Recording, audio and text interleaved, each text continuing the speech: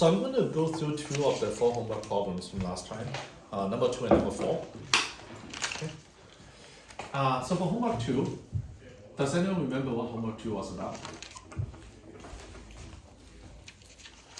So 11 right triangles have 11 fundamental triangles have non-fundamental. It's fundamental. No, It's it's non-fundamental. It's Or else fundamental. it would be impossible. I think it was like there are 11 non-fundamental Pythagorean triangles with hypotenuses under 50. And asking you to find all of them. Yep. First of all, one of the things that we talked about last time was what are the fundamental solutions? Well, I found it. So the best way to answer this is to just do a table. Does anyone remember, without looking at your notes, what are the requirements of M and N? One has to be even, one has to be odd. Or both. Oh, both can't be. No, that's right. Both can be odd. They have to be relative. Relatively prime. Okay, yeah. So you try And positive 2, integers. 1, 3, 2, 4, 1, 4, 3, etc. Basically, the two requirements are M and N are relatively prime, not both odd. So these two combined together, it means one of them is even, one of them is odd, but still you have to be relatively. Oh, sorry. That's Relatively prime. impossible. Okay.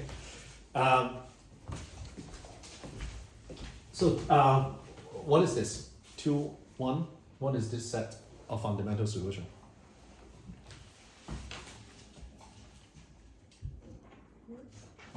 What I mean is just kind of do the calculation.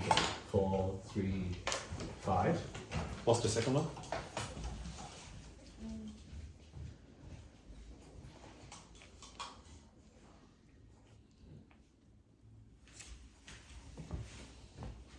Well, 5 And 13.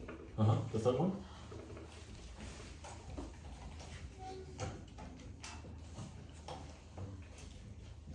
You also have 8, 15, 17.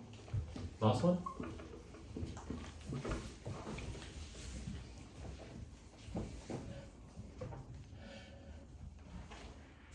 the hypotenuse. No, the last one. Do all 3. Okay, the last one is 24, 7, and 25. And these are what we call fundamental solution.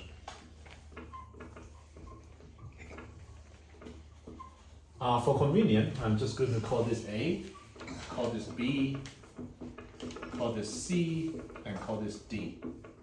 So from A, we can basically find a non-fundamental solution by multiplying this. A610, so just multiply by 2. So this is a non-fundamental solution where the long side is less than 50. And then what else? You're just going to keep multiplying it.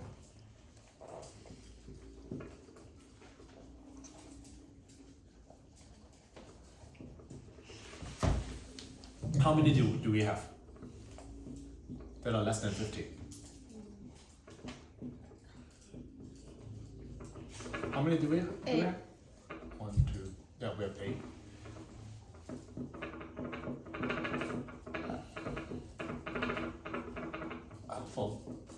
For the sake of time, I'm going to skip this. Okay. From B, how many do we have? For B, you have 2. Which are? 24, 10, 26, 36, 15, 39.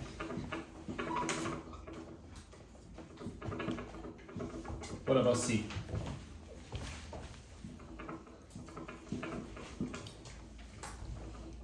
How many do I have from C?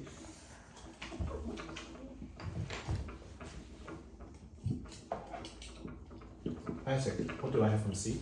That 1. one, which is 16, 30, and 34. Olivia, how many do I have from D?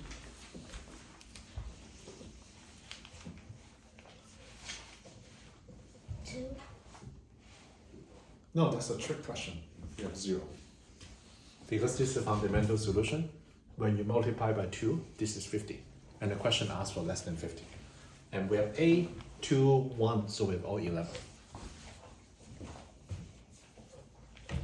Okay. So let's do the fun problem. Homework 4. This is a fun problem. I also want to say that for those who go to math competition, I can totally see this being one of the problems in the math competition. Can someone tell me what the homework problem 4 was about?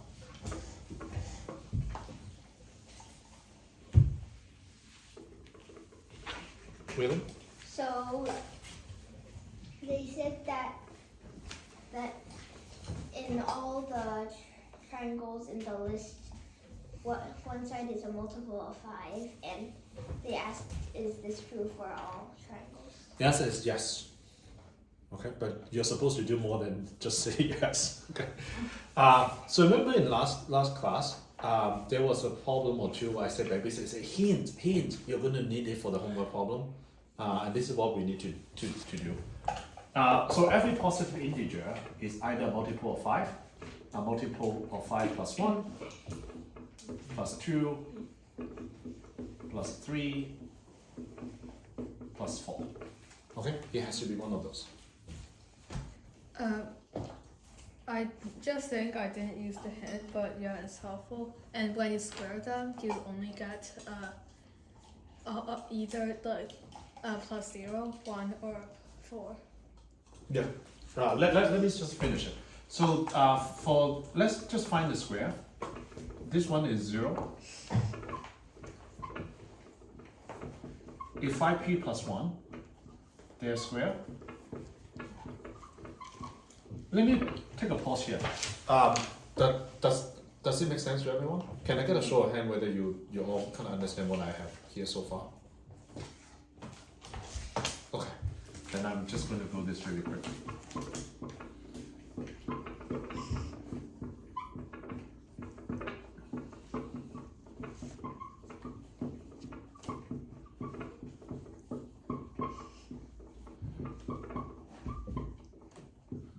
So this is going to be 1 minus 1, sorry, 1 minus 1.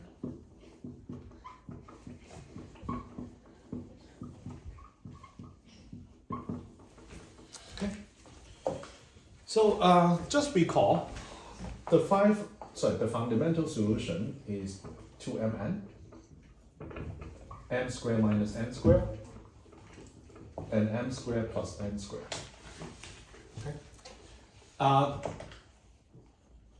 So one thing that we need to know is clearly, quote unquote clearly, m or n cannot be a multiple of 5, because otherwise this side is already divisible by 5. But basically, if it is 5, if it is this, then we're done. Okay. So let's just assume they are not a multiple of 5. Now, remember m and n cannot be both odd. Okay? So after I do this, I'm basically trying to simplify the combination. If you're really bored, you can basically say one of them is this, the other one is that, and there are only 25 possibilities. Okay? And you can prove all 25. Okay? After I do this too, then you can basically simplify.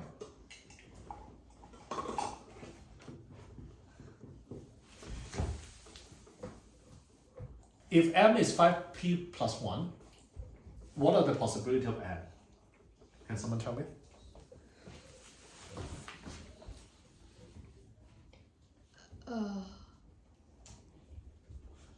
It has to be 5p plus 2. Mm-hmm. Because it can be both odd.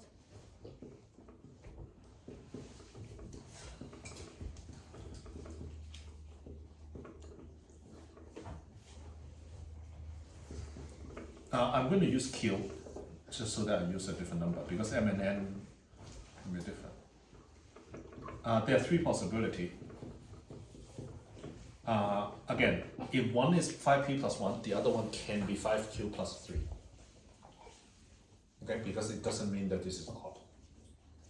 5p plus 1 does not imply that number is an odd number. Okay, so similarly, you basically just say, okay, if it is 5p plus 2, then it can be all four possibilities. Except it cannot be a multiple of 5, because we already say that if it's multiple of 5, then the side A is automatically done.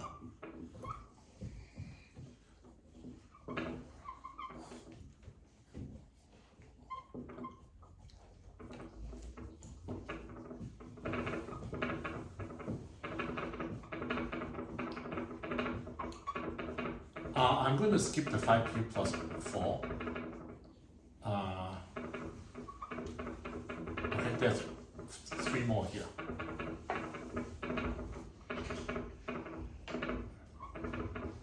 What I'm going to show here is just when divisible, when dividing by 5, remainder of m squared and remainder of n squared